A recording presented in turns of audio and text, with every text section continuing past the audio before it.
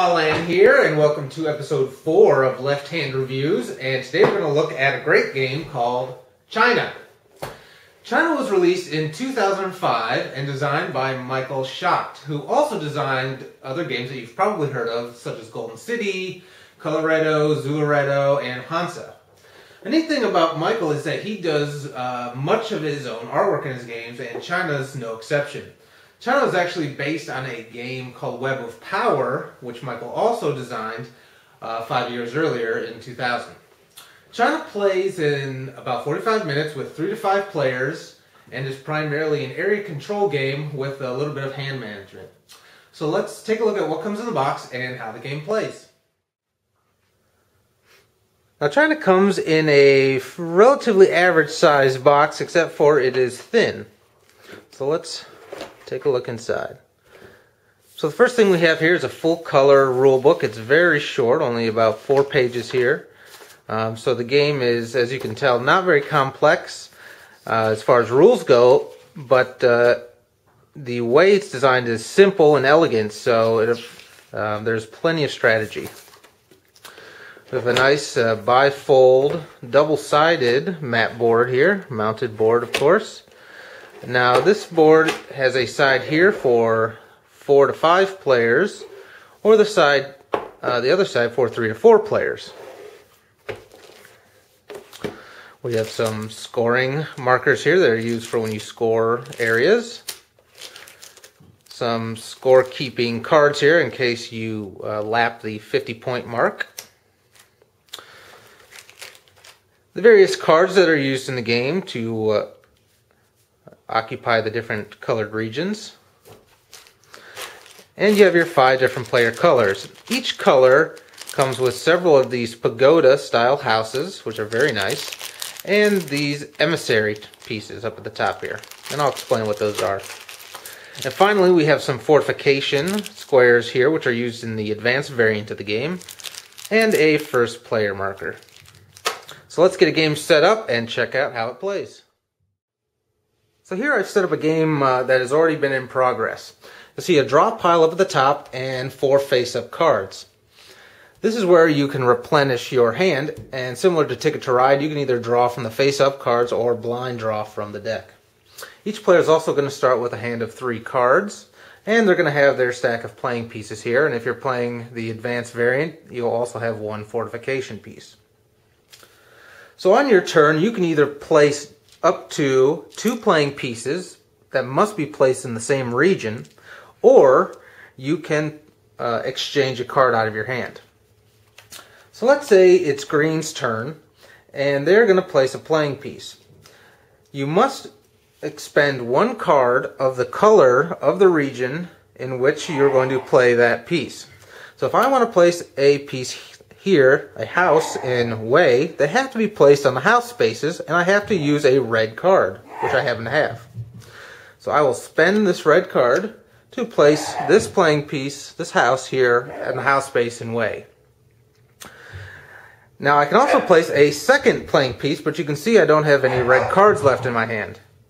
But I can expend 2 cards of the same color that act as a joker to place a playing piece. So I'll expend these 2 yellow cards to count as a red, and I'll place a red card here in Way.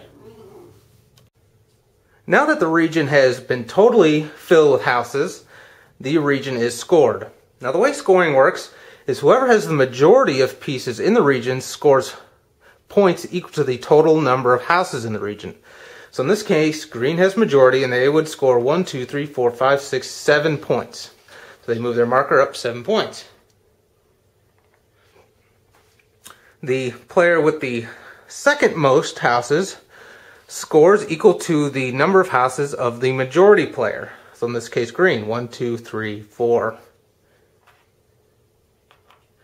And finally, the third place player would score houses equal to the player in second. So 1, 2. And scoring works its way down if there are more. In this case, there's only 3, so if there are more than 3, it'll work its way down. So it's kind of an interesting way to score. Now, if you placed a fortification piece in an area, you will score double points in the area in which you have a fortification. So in this case, if green had a fortification piece here, instead of scoring 7 points, they would score 14. Now, in order to place a fortification, you must actually place that first, before a house is placed, in the same way. So expending 2 light cards as a joker, or a card of the color of the region. And then for your second action on the turn, you would place a house there. If you place this here first, and then you do not complete your second action of placing a house on it, that fortification is open for any player to take, which you would obviously not want to happen. Also, you can place these emissary pieces in the same way that you would place the houses, only emissaries go into the dragon space. The only limitation to the emissaries is the total number of emissaries that can be in a dragon space is equal to the majority holder. So in this case, green has the majority of 4 houses, so no more than 4 total emissaries can be in this area of the board. It's important to note that any player can place an emissary in here. You don't even have to have a house in the area to place an emissary, and emissaries can be placed after scoring has completed in a region.